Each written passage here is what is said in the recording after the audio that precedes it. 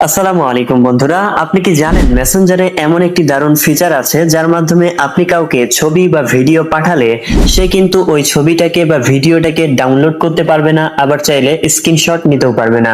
হ্যাঁ বন্ধুরা, আমি একদম সিরিয়াস। মেসেঞ্জারে এমন একটি ফিচার আছে যার মাধ্যমে আপনি যদি কাউকে ছবি বা ভিডিও পাঠান তাহলে ওই ব্যক্তিটা শুধু ছবিটাকে দেখতে পারবে, কিন্তু ফোনের মধ্যে ডাউনলোড করে রাখতে পারবে না বা স্ক্রিনশট নিতে পারবে না। তো আসলে আমি কতটা সত্য বলতেছি মিথ্যা বলতেছি এখন আপনারা বুঝতে পারবেন না, আপনারা বুঝতে পারবেন ভিডিওটার শেষে।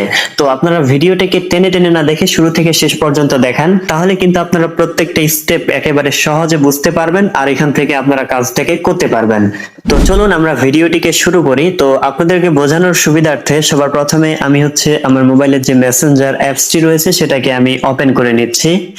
তো মেসেঞ্জার অ্যাপসটিকে ওপেন করার পর এবার এখান থেকে যাকে আপনি মেসেজ করতে চান তার ইনবক্সের মধ্যে আপনি চলে যাবেন। তো ইনবক্সে আসার পর বন্ধুরা এবার এখান থেকে নিচের দিকে এই যে অপশনটাকে দেখতে পারতেছেন এটার উপর ক্লিক করবেন।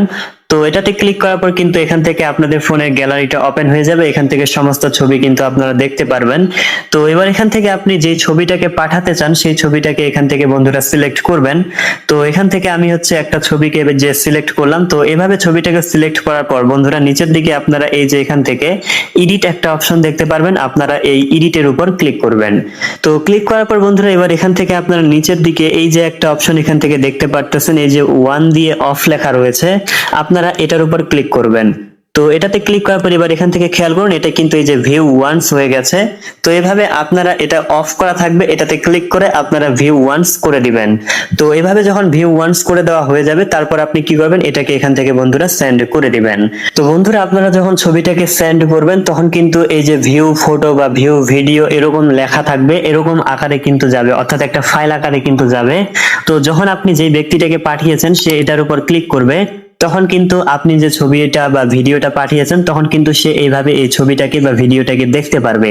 তো এখান থেকে সে যদি এটাকে ডাউনলোড করতে চায় ডাউনলোড করতে পারবে না, আবার যদি চাই যে স্ক্রিনশট নিবে এখান থেকে স্ক্রিনশটও কিন্তু করতে পারবে না।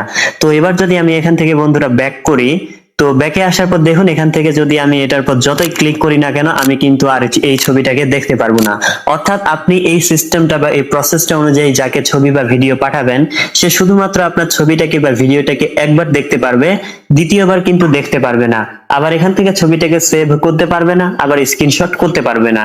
তো দেখতে পাচ্ছেন এই একটা ফিচারের মধ্যে কিন্তু তিনটা সেটিংস অর্থাৎ তিনটা উপকারী সেটিংস কিন্তু লুকিয়ে রয়েছে। তো আশা করি আপনারা প্রত্যেকটাকে বুঝতে পেরেছেন। তো বন্ধুরা ভিডিওটি ভালো লাগলে অবশ্যই একটি লাইক করে দিবেন আর চ্যানেলটিকে সাবস্ক্রাইব করে দিবেন। তো এতক্ষণ পর্যন্ত সাথে থাকার জন্য ধন্যবাদ। দেখা হবে সামনে আবারও এরকম ভিডিও নিয়ে। খোদা হাফেজ।